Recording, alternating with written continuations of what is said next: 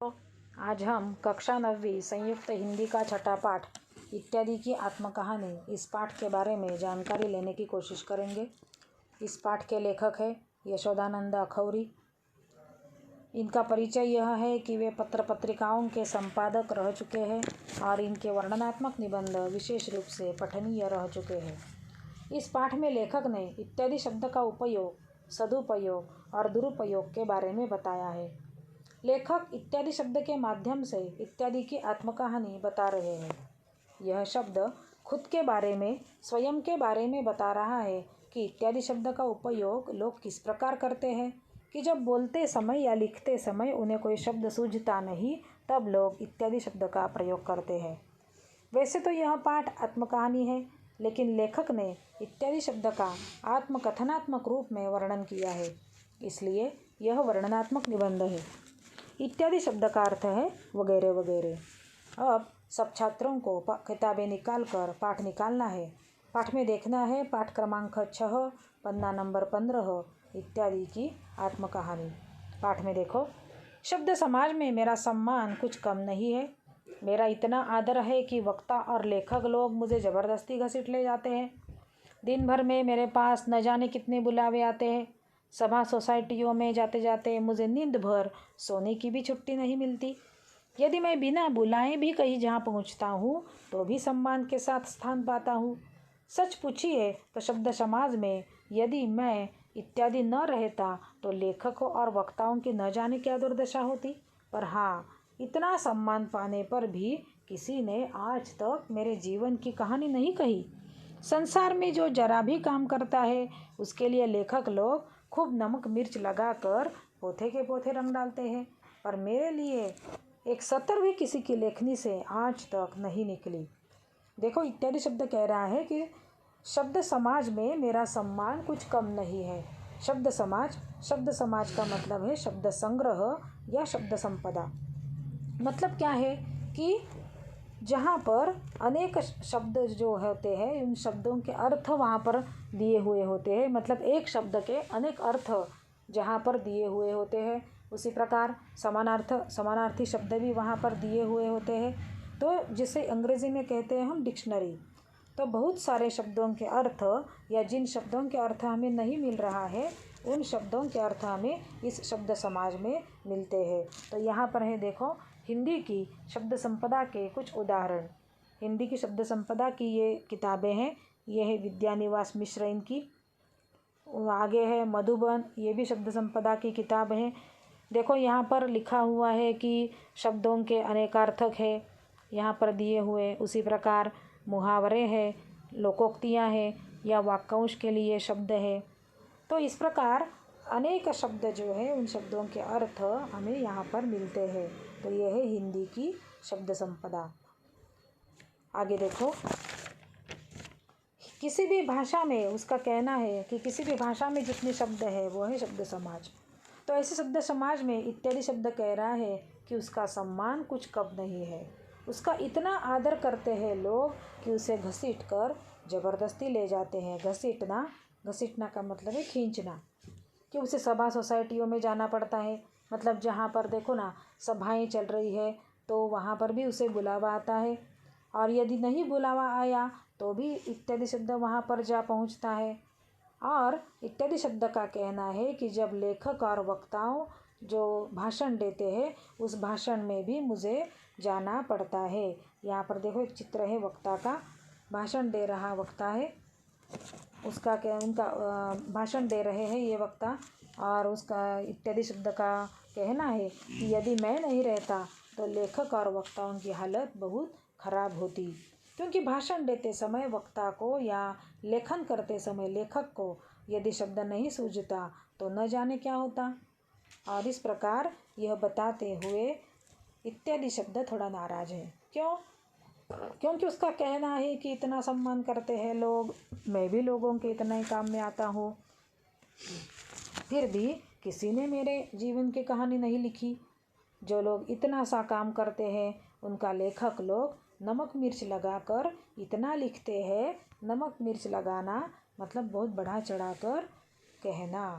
मतलब क्या है कि जो कम काम करने वाले लोग हैं उन लोगों के बारे में ज़्यादा लिखा जाता है, और मैं इतना लोगों के काम में आता हूँ कि मेरे बारे में किसी ने एक सतर भी नहीं लिखा, मतलब अक्षर भी नहीं लिखा किसी ने।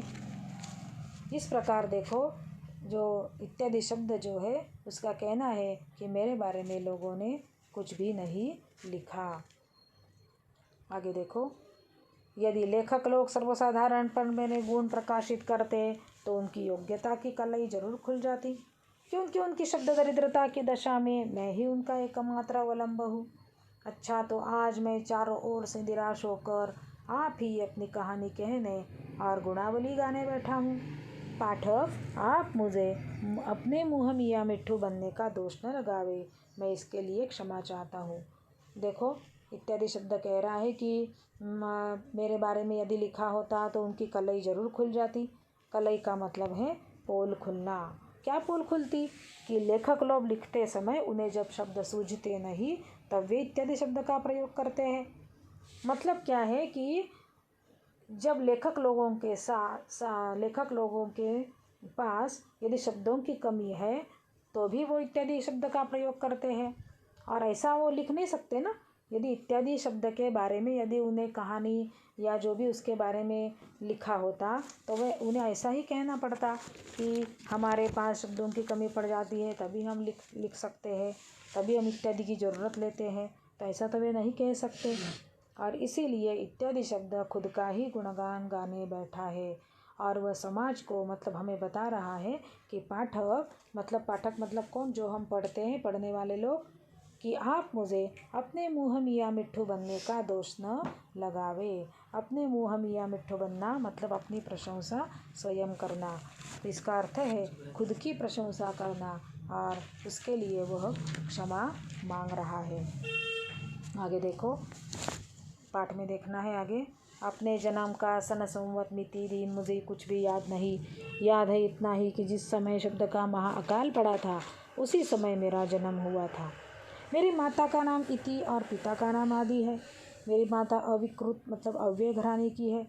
मेरे लिए यह थोड़े गौरव की बात नहीं है, क्योंकि बड़ी कृपा से अव्यय वंश वाले प्रतापी महाराज प्रत्यय के भी अधीन नहीं हुए, वे स्वाधीनता से विचरते आए हैं। मेरे बारे में किसी ने कहा था कि यह लड़का विख्यात और परोपकारी होगा, अपने समाज में यह सबका प्यारा बनेगा। मेरा नाम माता पिता ने कुछ और नहीं रखा, अपने ही नामों में मिलाकर वे मुझे पुकारने लगे। इससे मैं इत्यादि कहलाया। कुछ लोग प्यार में आकर पिता के नाम के आधार पर आदि ही कहने लगे। देखो, इत्यादि अब अपनी जीवनी बता रहा है।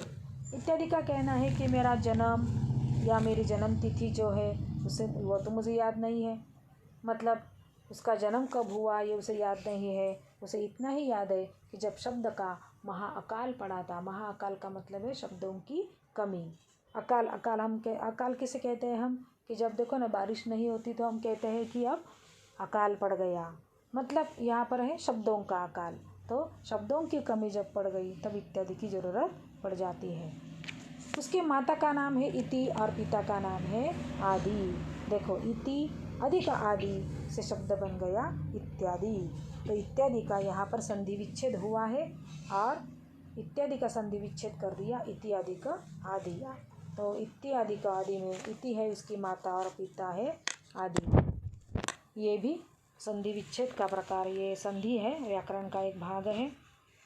आगे देखो, वो कह रहा है कि इत्यादि का घराना कौन सा है? तो माता है अव्यय घराने की। अव्यय यह शब्द भेद का प्रकार है। शब्द भेद के दो प्रकार हैं, एक है विकारी और दूसरा है अविकारी।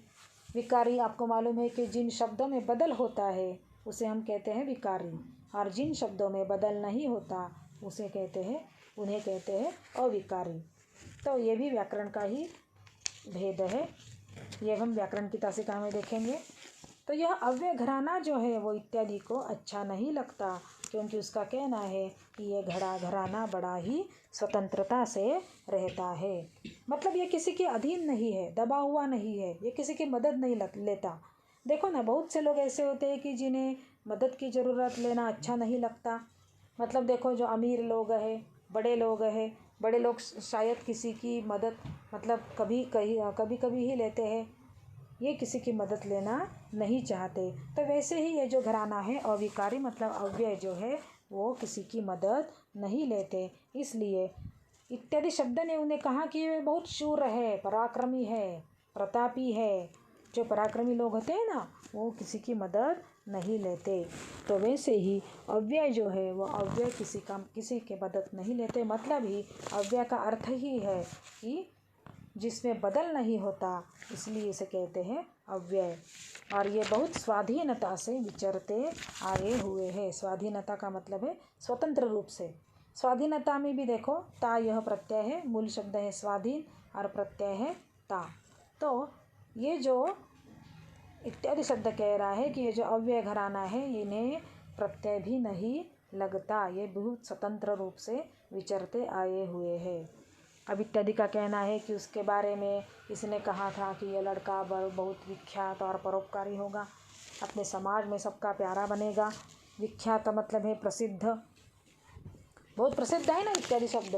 किस प्रकार प्रसिद्ध है कि वो हर एक की मदद करता है।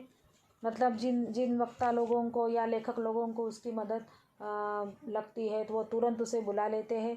लेखक लोग भी शब्द नहीं सूझ रहे हैं तो इत्यादि शब्द डाल देते हैं। वक्ता भी बोलते समय यदि उन्हें शब्द नहीं सूझ रहा है तो इत्यादि की मदद लेते हैं, इसलिए ये बहुत प्रसिद्ध है। और परोपकार मतलब दूसरों की मदद करने वाला। वही बात है कि जिन्हें शब्दों की ज़रूरत है वह तुरंत मदद के लिए वहाँ पर जाता है, इसलिए ये परोपकारी है। और आगे वो कह रहा है कि उसका नाम जो है वो माता पिता के नाम में ही मिलाकर रखा गया है कि इति आदि के आधार पर इत्यादि। लेकिन आजकल उसका कहना है कि लोग उसे आदि के नाम से ही जानते हैं। आगे देखो, पुराने ज़माने में मेरा इतना नाम नहीं था। कारण यह कि एक तो लड़कपन में थोड़े लोगों से मेरी जान पहचान थी, दूसरे उस समय बुद्धिमानों के बुद्धि भंडार में शब्दों की दरिद्रता न थी।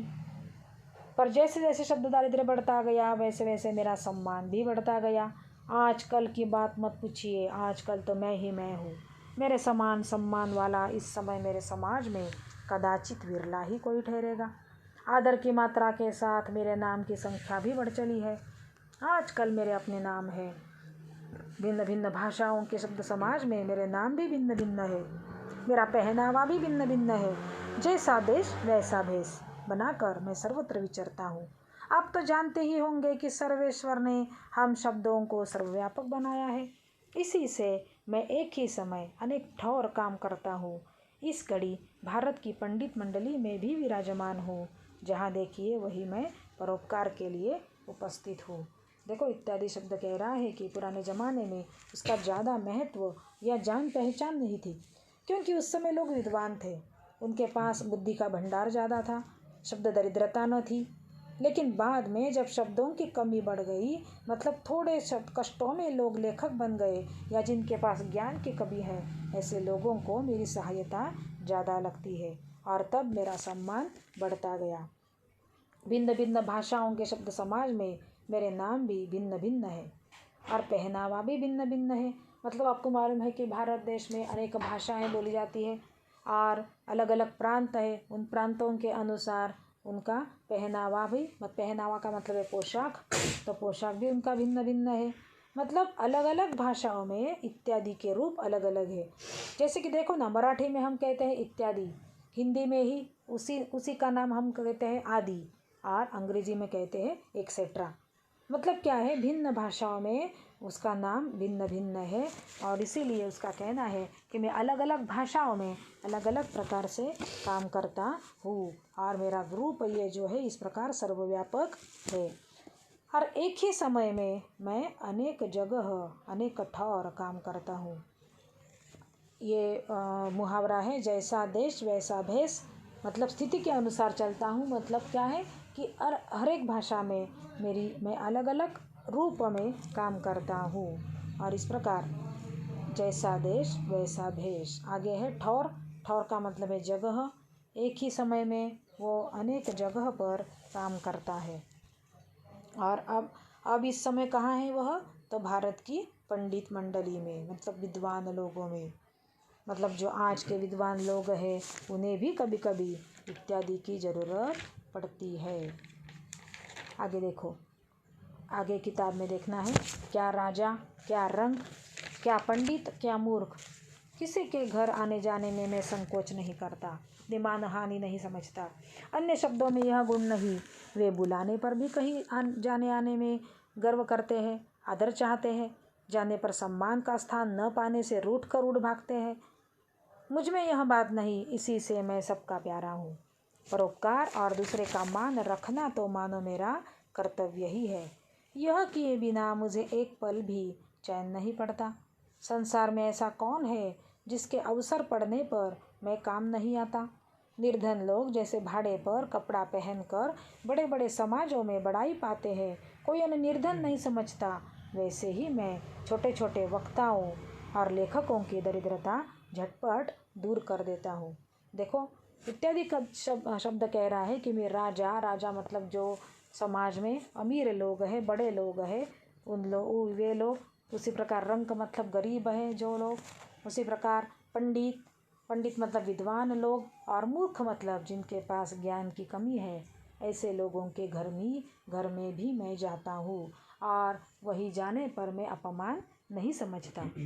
बाकी शब्द जो है वो तो सभी जगह आने जाने में बड़ा गर्व करते हैं, उन्हें सम्मान लगता है, और यदि न बुलाया जाए तो रूठते हैं, मतलब न बुलाया जाए तो वह अप्रसन्न हो जाते हैं, नाराज हो जाते हैं। देखो ना, समाज में भी कुछ लोग ऐसे होते हैं, जो बड़े लोग होते हैं ना, उन्हें बुलावा लगता है, बुलावा मतलब सम्मान लगता है उनको। और गरीब लोग जो है या जो सबको प्यारे हैं वो कभी रूठते नहीं, किसी ने बुलाया तो तुरंत जाते हैं। हाँ, तो इस प्रकार उसका कहना है कि मैं भी सभी जगह जाता हूँ और इसलिए मैं सबका प्यारा हूँ। तो दूसरों की मदद करना मेरा कर्तव्य है। छोटे छोटे वक्ताओं, नए लेखकों को मेरी ज़रूरत पड़ती है, तब मैं उन्हें तुरंत मदद करता हूँ। तो इसके लिए इत्यादि शब्द ने एक दो उदाहरण दिए हैं। देखो, एक वक्ता थे, भाषण देने के लिए वो खड़े हुए, बहुत विद्वान थे। विद्वत्ता दिखाने के लिए उन्होंने शास्त्रों की बात थोड़ी बहुत कहना चाहिए, कहना मतलब कह रहे थे वो, लेकिन पन्ना उलटने का भी उन्हें सौभाग्य प्राप्त नहीं हुआ। कहने को तो खड़े हुए, लेकिन कहे क्या, वो चिंता के समुद्र में डूबने उतारने लगे और आगे मुंह पर रुमाल दिए खांसते खुसते इधर उधर ताकने लगे। दो चार बूंद भी उनके मुखमंडल पर झलकने लगा। जो मुखमंडल पहले उत्साह सूर्य की किरणों से खिल उठा था, अब मुरझाने लगा। मतलब क्या है, उस वक्ता को शब्द ही सूझ नहीं रहे थे और बेचारा बहुत ही पसीना पसीना हो गया। और तभी देखो, हाँ, इत्यादि शब्द कह रहा है कि तभी उसकी दशा देखकर मेरा हृदय दया से उमड़ आया। मतलब मुझे दया आ गई उसकी, और बिना बुलाए मैं उसके कानों में जाकर खड़ा हुआ। और क्या कहा मैंने, कानों में चुपके से कहा, महाशय कुछ परवाह नहीं, आपके मदद के लिए मैं हूँ, आपके जी में जो आवे प्रारंभ कीजिए, फिर तो मैं कुछ निभाह लूँगा। ऐसा कहने पर उस वक्ता को थोड़ी हिम्मत आई और चिंता दूर हो गई और फिर से उत्साह आया। और बड़े बड़े शब्द कहकर, जैसे महाशयो, धम्मशास्त्रकार, पुराणकार, दर्शनकारों ने कर्मवाद इत्यादि जिन जिन तत्वों को भारत के भंडार में भरने से पाश्चात्य पंडित लोग अचंभे में पड़ जाते हैं, इत्यादि इत्यादि। और ऐसा कहकर उन्होंने भाषण पूरा किया। आगे एक दूसरा उदाहरण उन्होंने दिया है कि एक समालोचक साहब थे, एक समालोचक महाशय थे और ग्रंथकार थे। उनका बहुत दिनों से वैमनस्य था। वैमनस्य का मतलब है वो एक दूसरे के विरोध में थे। ग्रंथकार की एक पुस्तक समालोचना के लिए सामने आ गई। समालोचना का मतलब है गुण दोष दिखाना। तो समालोचक साहब बहुत प्रसन्न हुए। उन्होंने पुस्तक को ध्यान देकर उलट कर देखा तो उन्हें कुछ ज़्यादा दोष नहीं दिखाई दिए। तब उन्होंने तुरंत इत्यादि की शरण ली। तब क्या, पौ बारह का मतलब है अच्छा लाभ होना। मतलब उन्होंने इत्यादि शब्द डालकर उस पुस्तक की समालोचना कर डाली। क्या समालोचना की कि पुस्तक में जितने दोष हैं उन सभी को दिखाकर हम ग्रंथकार की अयोग्यता का परिचय देना, तथा अपने पत्र का स्थान भरना और पाठकों का समय खोना नहीं चाहते, पर दो एक साधारण दोष हम दिखा देते हैं, जैसे इत्यादि इत्यादि। मतलब क्या है कि कुछ भी दोष न दिखाकर उन्होंने इत्यादि शब्द का सहारा लेकर समालोचना कर डाली। तो समालोचक साहब का काम किसने कर दिया? अभी इत्यादि शब्द ने कर दिया। तो देखो, आलोचना जो है मतलब बुरी आलोचना भी की जा सकती है और अच्छी समालोचना भी की जा सकती है। यदि अच्छी समालोचना समालोचक साहब ने की तो वह पुस्तक सबको अच्छी लगती है, उसकी मांग सब लोग करने लगते हैं। और समालोचक साहब ने यदि अच्छी बातें कही तो उसकी ये जो किताबें हैं वो लोग मांगना शुरू कर देते हैं या मांगते हैं। इस प्रकार इत्यादि शब्द आगे अपना महत्व बता रहा है कि मैं मूर्ख को विद्वान बनाता हूँ, जिसे युक्ति नहीं सूझती उसे युक्ति सुझाता हूँ। लेखक को यदि भाव प्रकट करने में भाषा नहीं जुटती तो भाषा जुटाता हूँ। कवि को जब उपमा नहीं मिलती तो उपमा बताता हूँ। अर्थात इत्यादि शब्द से अधूरा विषय भी पूरा हो जाता है। इस प्रकार इत्यादि शब्द और एक बात बताना चाहता है कि परिवर्तन संसार का नियम है। सृष्टि में सब कुछ बदलता रहता है, वैसे ही मेरा स्वरूप भी संक्षिप्त हो गया है। लोग मुझे अभी आदि के रूप में लिखने लगे हैं। आदि मेरा ही संक्षिप्त रूप है। तो इस प्रकार यहाँ पर ये पाठ पूरा हो गया है। छात्रों, आज हमने इत्यादि शब्द का आत्मकथन देखा। अब इस पाठ पर आधारित जो स्वाध्याय है वो स्वाध्याय तुम्हें सुलझाने हैं।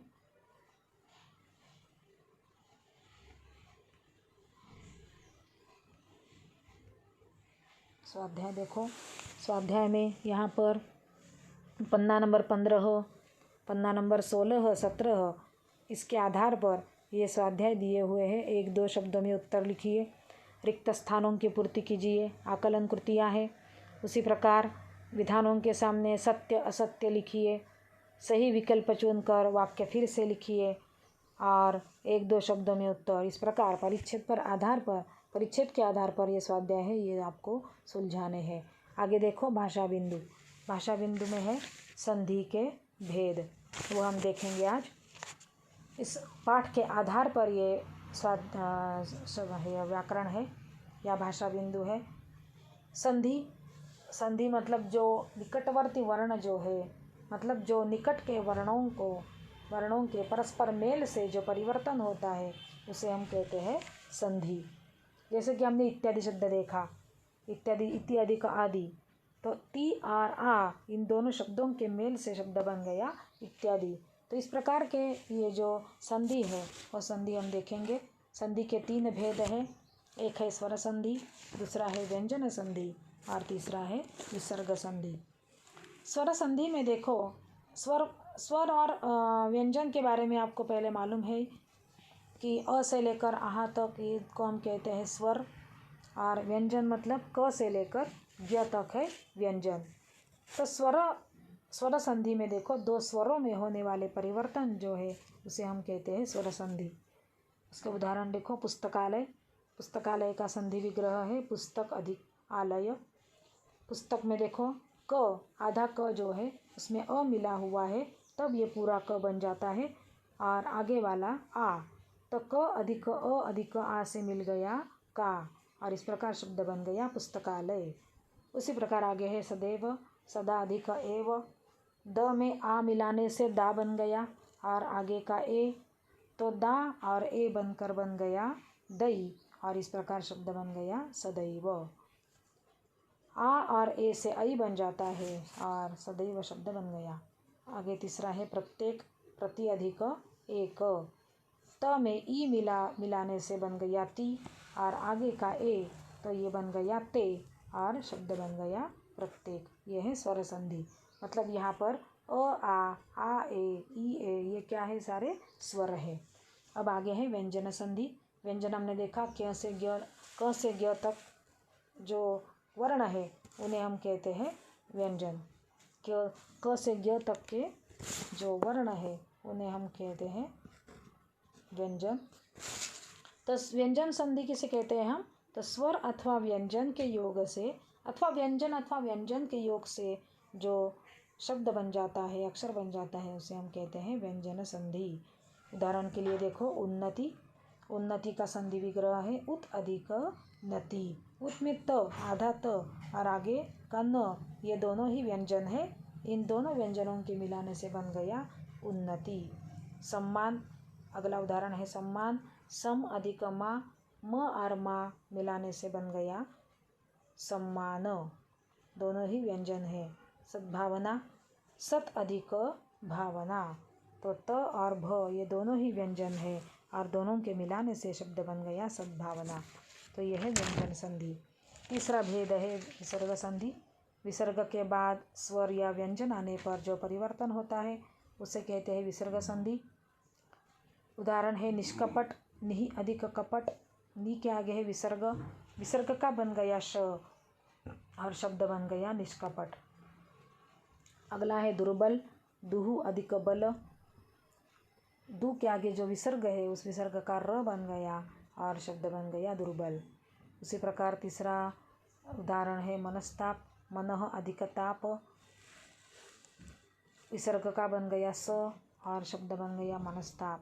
तो ये है विसर्ग संधि। इस प्रकार ये 3 हमने संधि के भेद देखे हैं।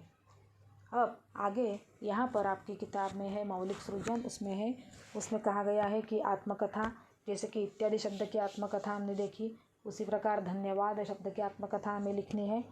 धन्यवाद की आत्मकथा मैंने यहाँ पर दी है, वो हम देखेंगे और वो आप आगे चलकर आपको अपनी कॉपी में लिखना है। धन्यवाद शब्द की आत्मकथा। देखो, मैं एक धन्यवाद हूँ, मेरा नाम धन्यवाद है। मैं एक धन्यवाद हूँ, मेरा उपयोग सभी धन्यवाद शब्द को बोलकर करते हैं। मेरा उपयोग सभी लोग औपचारिक और अनौपचारिक रूप से करते हैं। जब कोई किसी व्यक्ति की मदद करता है तब हम उस व्यक्ति को धन्यवाद बोलते हैं। मैं एक ऐसा शब्द हूँ जिसमें खुशी की अनुभूति होती है। मेरे शब्द के उपयोग से सबके दिलों में जगह बनाई जाती है। मेरे शब्द का उपयोग हर उत्सव समारोह में किया जाता है। कार्य के अंत में मेरा प्रयोग किया जाता है, जैसे जन्मदिन वाले भाषण की समाप्ति होने के बाद प्रयोग किया जाता है। मुझे अपने आप गर्व महसूस होता है कि मेरा उपयोग सब करते हैं।